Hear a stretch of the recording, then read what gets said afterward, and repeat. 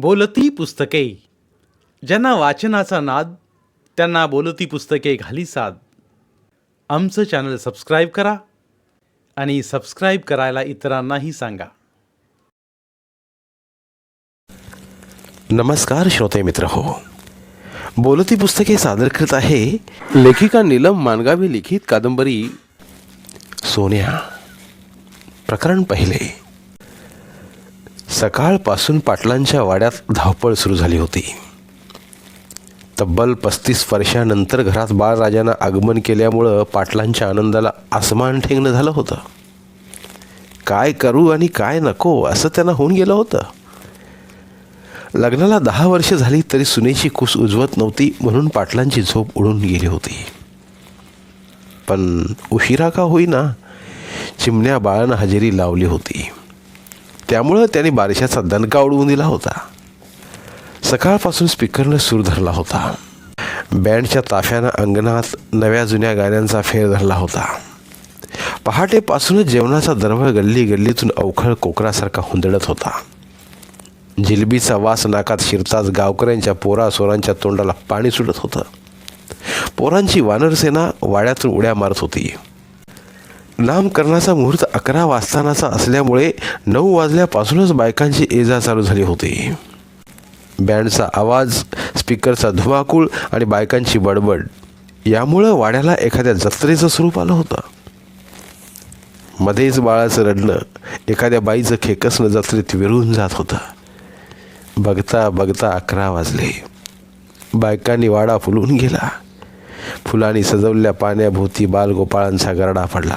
तशी पोरांनो बाजूला व्हा बघू, तुम्ही तुमचं काय काम आहे इथं, पाटलांची आजी म्हणताच पोरं बाजूला सरली. या बालगोपाळांच्यातच कर्व्यांचा सोन्याही होता.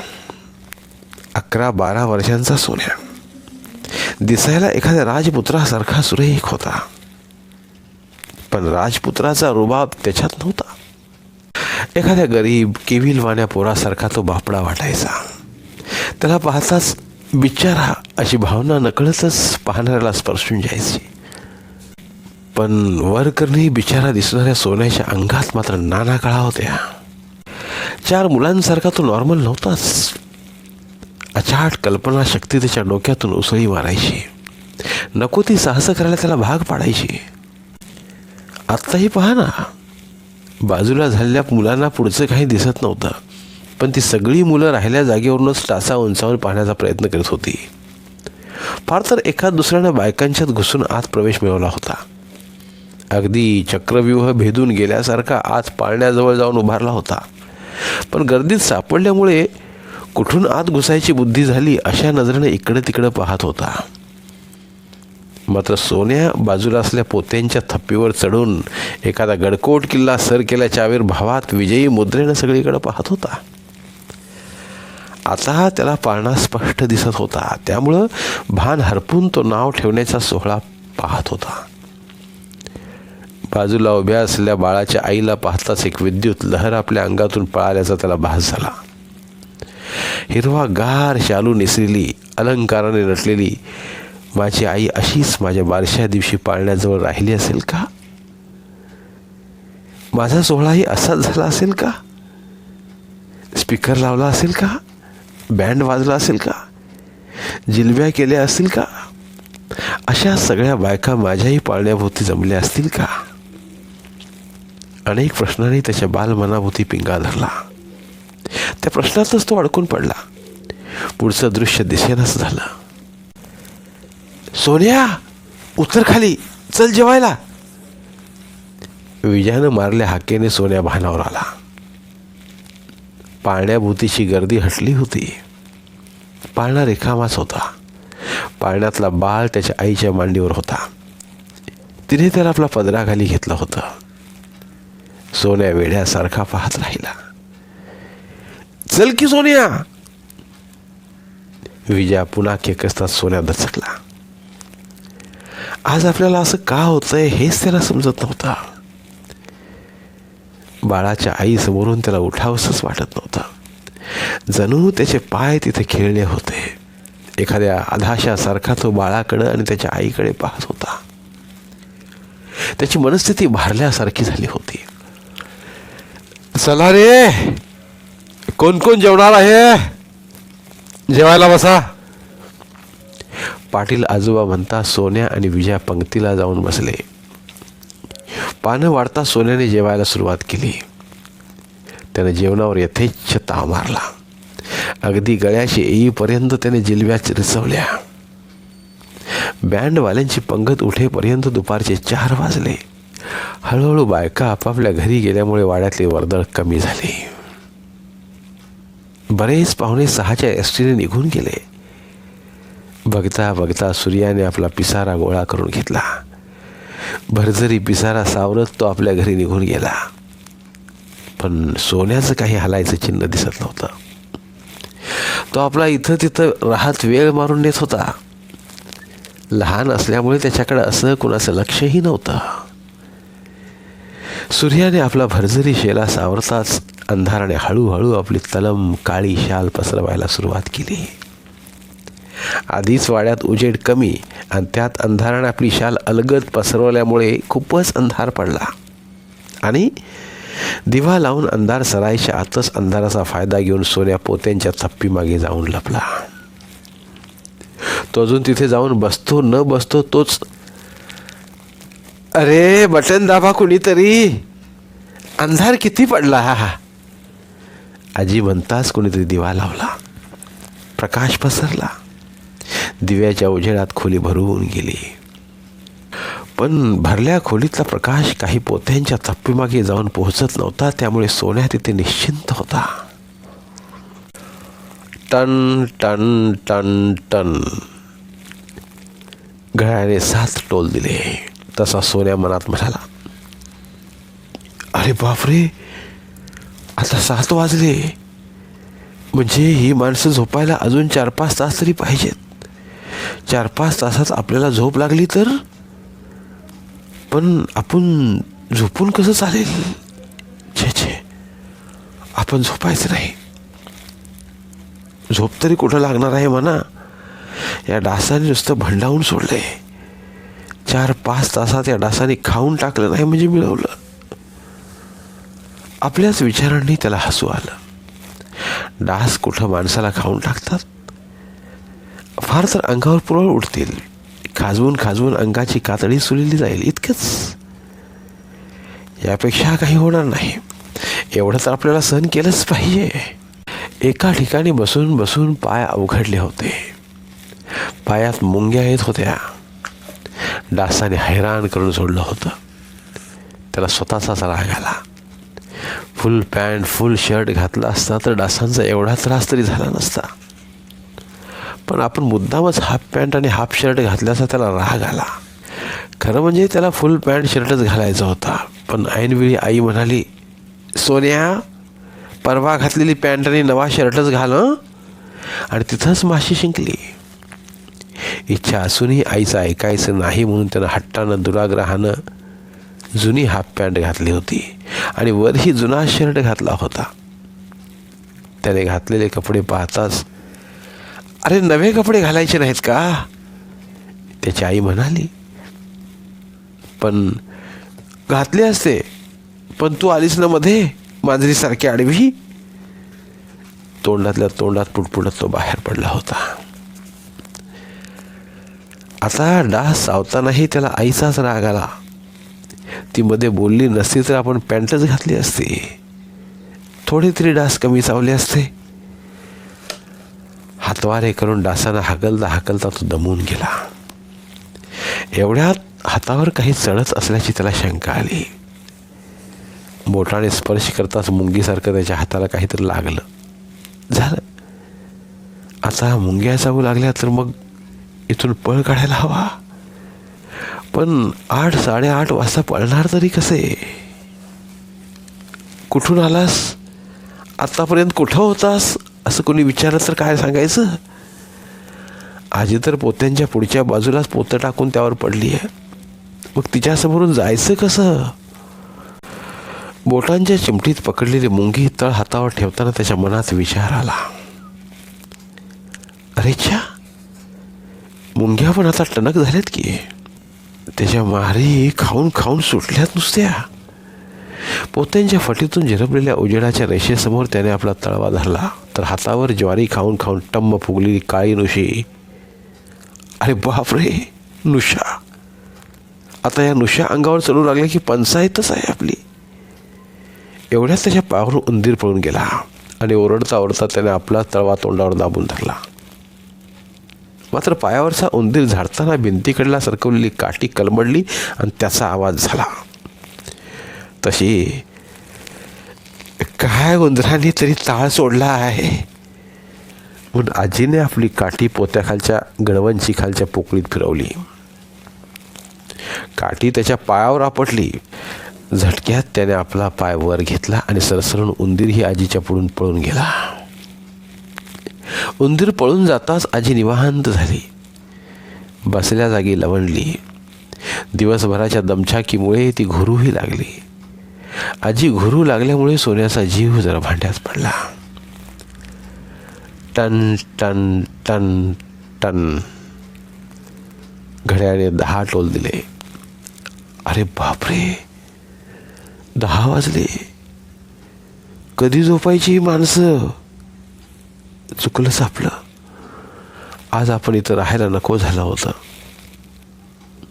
सोन्याच्या मनात विचार आला, आणखी कधीतरी आलो असतो तर बरं झालं असतं, पण आणखी कधीतरी यायचं कसं आणि कशासाठी. वाड्यात मुलं नसल्यामुळे यायचा प्रश्नच येत नाही, म्हणून तर आज आपण इथं राहायचा विचार केला. पण सगळा मूर्खपणा झाला म्हणायचा. चला झोपा आता, मी पण झोपतो. म्हणून आजोबांनी दाराच्या कड्याला घातल्या. मग कड्यांची सोन्याला भीती नव्हती, कारण त्याचा जायचा मार्ग वेगळाच होता. पोत्यांच्या थप्पीजवळ जिना होता आणि जिन्याच्या वरच्या बाजूला गॅलरीत जायला खिडकी होती. गॅलरीतून मग त्याला सहजच बाहेर पडता येणार होतं. खिडक्यांच्या सहाय्यानं वरून खाली उतरणं किंवा खालून वर चढणं हा तर त्याच्या हातचा मळ होता. आजोबांनी कडी लावताच पाहुणे माडीवर झोपायला गेले. आजोबा सोप्यातल्या कॉटवर आडवे झाले. पाळणा बाळाच्या आईच्या खोलीत नेल्यामुळे माझघर पूर्ण रिकामं झालं. नाही म्हणायला डास, मुंग्या, उषा, उंदीर यांच्यासोबत बसला सोन्या आणि पुढंच आडवी झालेली आजी माझघरातल्या शांततेत आपापल्या जागी शांत होती. आता थोड्याच वेळात जागा सोडता येईल मनात विचार येता सोन्या खुश झाला. एवढ्यात माडीवरून बोलण्याचा आवाज आला. तसं काय रे, काय चाललंय. आजोबा म्हणताच काही नाही, झोपा तुम्ही, आम्ही थोडा वेळ पत्त्याने खेळतोय. माडीवरून एक आवाज आला. तसं फार वेळ खेळू नका म्हणून आजोबा झोपले. सावध असलेली आजीही शरीराची क्षणभर हालचाल करून परत झोपली. बसून बसून सोन्याला भलताच कंटाळा आला होता. त्यात पुन्हा माडीवरच्या माणसाने पत्त्यांचा डाव टाकला होता. आता हा खेळ संपायचा कधी आणि आपण जायचं कधी. सोन्या वैतागला, चिडला, पण कशाचाच काही उपयोग नव्हता. सगळी झोपेपर्यंत गप्प बसण्या वाचून पर्यायही नव्हता. खाजवून खाजवून हातपाय लाल झाले होते. पायात मुंग्या आल्यामुळे पाय बधीर झाले होते. अनावर झोपेमुळे पापण्या जडवल्या होत्या. जीवाच्या शर्थीनं तो जागी राहण्याचा प्रयत्न करत होता, पण जागून जागून किती जागणार. शेवटी त्याच्याही नकळत त्याला झोप लागली. वरती पत्त्यांचा डाव रंगात आला. हसण्याचा धमाका उडू लागला. तशी आजी अर्धवट झोपेतच भरळली.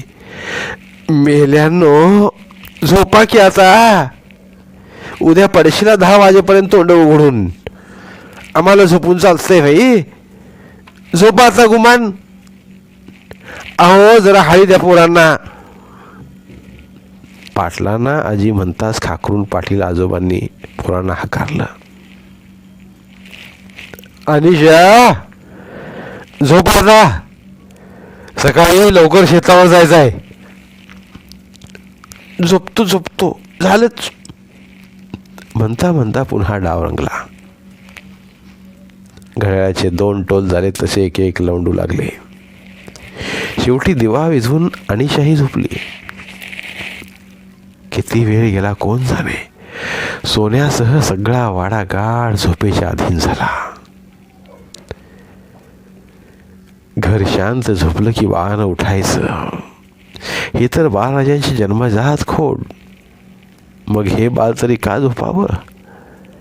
तेही उठून रडू लागलं. तशी रतन उठलीस काय ग, घे त्याला म्हणत आजीनं कूस बदलली.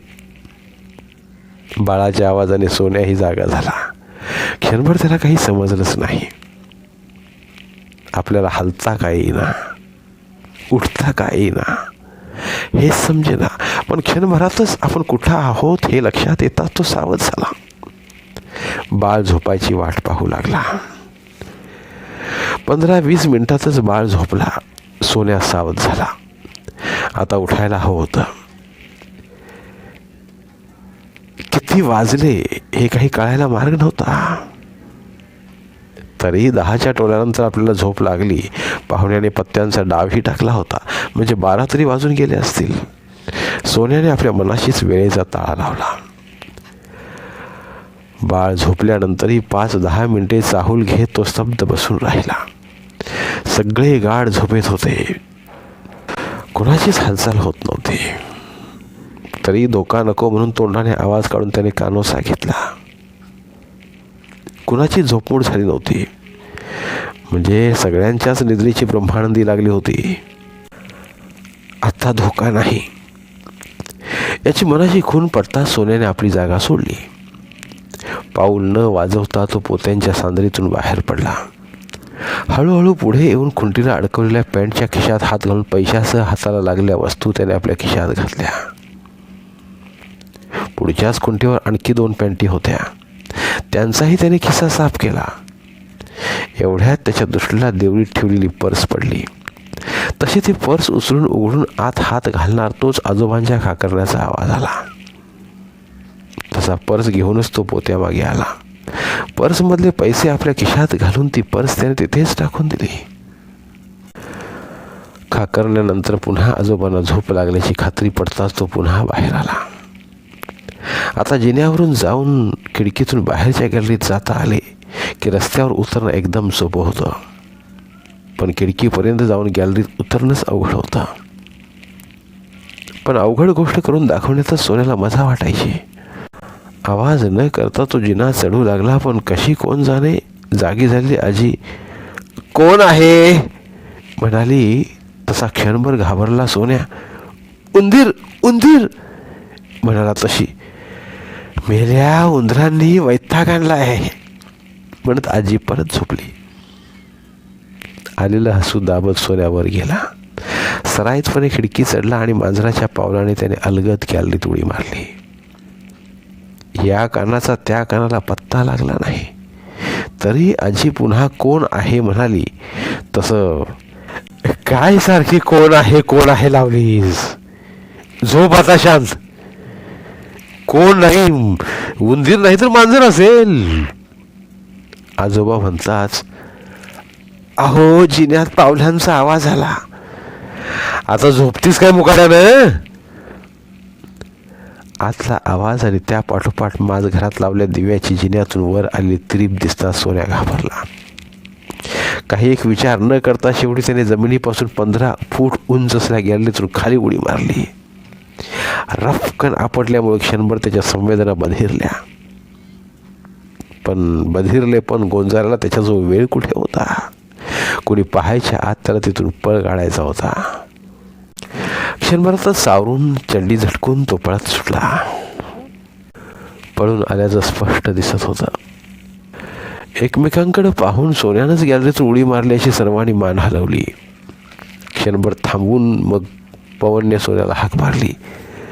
सोन्या ए सोन्या. सोन्या हलायला तयार नव्हता. पापण्यांची हालचाल जाणवत होती पण झोपेचं सोंग सोडायला तो तयार नव्हता. सोन्या पवन ओरडला. उठतोस की नाही. रांडेच्या आम्हाला फसवतोस भाई. तरी सोन्या ढिम. तसा त्याला हलवत सागर म्हणाला ए सोन्या, उठतोस की नाही मुकाड्यानं, की घालू लात? आता मात्र सोन्याचा नाईलाज झाला. उठण्याशिवाय गत्यंतर राहिलं नाही. तसा तो गाढ झोपेतून उठल्यासारखा काय काय करू लागला. तसा पवन म्हणाला, सुक्काळीच्या नाटक करू नकोस. खरं सांग, कुठे गेला होतास? कुठं नाही, इथं झोपलो होतो. इथं झोपला होतास? होय. खरं? अगदी खरं, गळ्या शपथ. आपल्या इवल्याच्या गळ्याची इवलीशी घाटी धरून तो शपथ म्हणताच पोरांना वाईट वाटलं. सोन्याबद्दल मनातून कळवळा दाटून आला. एवढ्याशा पोराला रागवायचं तरी कसं? पण गय करूनही काही उपयोग नाही, नाहीतर उद्या एखादा गुंडच होऊन जायचा तो. खरं सांग सोन्या, खालच्या आवाजात पवन म्हणाला. पाटलाच्या गॅलरीतून उडी का मारलीस तू? मी कुठे उडी मारली? मी तर इथंच झोपलोय. मग तुझ्या गुडघ्याला काय झालं? खरचटलेला गुडघा दाखवत पवन पुढे म्हणाला, हे कधी लागलं? काल शाळेत खेळताना लागलं. आणि रक्त अजून ओला आहे? खरं बोलतोस की नाही? की तंगडी मोडून हातात देऊ, की घालू कमरेतला? सगळ्यांची दमदाटी ऐकता सोन्या रडू लागला. त्याचा आवाज ऐकून चालमी झोपलेली इतर माणसंही उठून बसली. तसा त्यांना उद्देशून पवन म्हणाला, हा रोज झोपायला इथंच येतोय काय? रोज नाही, अदनमधनं येतोय. मग विचारलं नाही त्याला इथं काय येतोस म्हणून? विचारलं. तो म्हणाला घरातले जा म्हणतात म्हणून. आणि तुम्ही विश्वास ठेवला? अरे, आईच्या कुशीत झोपायचं सोडून तो तालमीत येतोय आणि तुम्ही चौकशी सुद्धा केली नाही. अरे, त्यांना कशाला रागवतोस? सागर म्हणताच पवनने आपला मोर्चा पुन्हा सोन्याकडे वळवला. खरं सांग, पाटलाच्या घरात कशाला गेला होतास आणि गॅलरीतून खाली उडी का मारलीस? सोन्या पुन्हा रडू लागला. रडू नकोस, खरं सांग, म्हणजे काही करणार नाही तुला. सांग, का गेला होतास तिथं? चोरी करायला. पहिल्यांदा सोन्यानं तोंड उघडलं. चोरी? कशासाठी? मला पैसे हवे होते. बापाकडे मागायचे, देत नाहीत ते, म्हणून काय चोरी करायची? चुकलं माझं. बघू किती पैसे चोरलेस? सोन्याने आपले दोन्ही खिसे त्यांच्यासमोर रिकामे केले. नोटा, चिल्लर, पैसे, कंगवा, रुमाल, सिगारेट अशा अनेक वस्तू त्याने त्यांच्यासमोर ठेवल्या. काय करतोस या पैशांचं? खातो. काय खातोस? गोळ्या, चॉकलेट, बिस्किट. एकटा? नाही, मित्रांना पण देतो. एवढ्यासाठी चोरी करतोस? खाण्यासाठी? होय. का? मला घरात खायला देत नाहीत, जेवायला वाढत नाहीत, उपाशी ठेवतात, मारतात, कोंडून घालतात. सोन्या हुंदके देऊन रडू लागला. तसा त्याला पोटाशी धरत पवन म्हणाला, पोटाला घातलं तर हे सोडशील? सोडेन. उद्या तुझ्या बाबाला भेटून सांगतो. बाबाचं नाव ऐकता सोन्या ताठरला. सगळ्यांना सोडून पळून गेला. मुलांना वाटलं बापाच्या भीतीनं सोन्या पळून गेला, पण पळालेला सोन्या घरी न जाता चावडीच्या कट्ट्यावर जाऊन झोपला. थंडगार फरशी, पहाटेचा झोंबरा वारा त्यामुळे सोन्याला हुडहुडी भरली. खाजून खाजून अंग सरसरत होतं. डास चावल्यामुळं हातावर पायावर पुरळ उठले होते. खरचटलेला गुडघा दुखत होता. झोप न झाल्यानं डोळे लाल झाले होते. सगळ्यात महत्वाची गोष्ट म्हणजे मिळवलेले पैसेही गेले होते. शरीराच्या दुखापतीपेक्षा हरवलेल्या पैशांचं दुःख मोठं होतं. ती उपटसुंब पोरंही आजच काय यावीत? सोन्याच्या मनात विचार आला. ऐनवेळी ती पोरं उपटली नसती तर निदान पैसे तरी वाचले असते. केलेले कष्ट सगळे फुकट गेले. आजचा दिवसच वाईट होता. सोन्या पुन्हा मनात म्हणू लागला, आज आईनंच पहिला नाट लावला. नवे कपडे घाल म्हणून तीच आडवी आली. नाहीतर असं झालंच नसतं.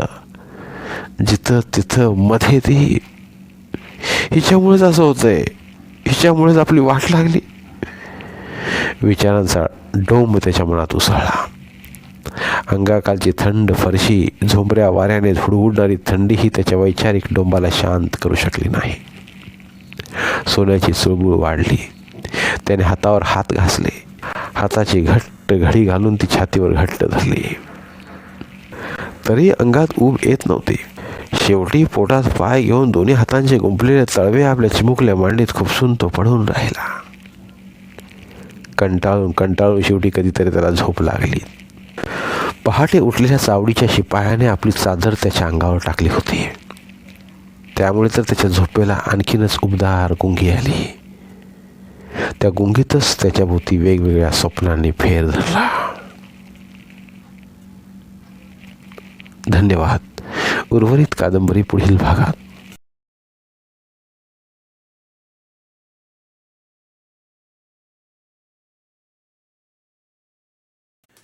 धन्यवाद. प्रिय श्रोते मित्र हो, आपल्यासाठी एक आवाहन. आमच्या चॅनलच्या प्लेलिस्ट विभागात तुमच्यासाठी शेकडो कादंबऱ्यांचे ऑडिओ बुक्स उपलब्ध आहेत. तिथे प्रत्येक कादंबरीचे सर्व भाग एकत्रित मिळतील. त्यामुळे सध्या सुरू असलेल्या क्रमशः कादंबरीच्या पुढील भागासाठी वाट पाहण्याची गरज नाही. तुमच्या वेळेनुसार तुम्ही संपूर्ण कादंबरी सलगपणे ऐकू शकतात आणि साहित्याचा आस्वाद घेऊ शकता.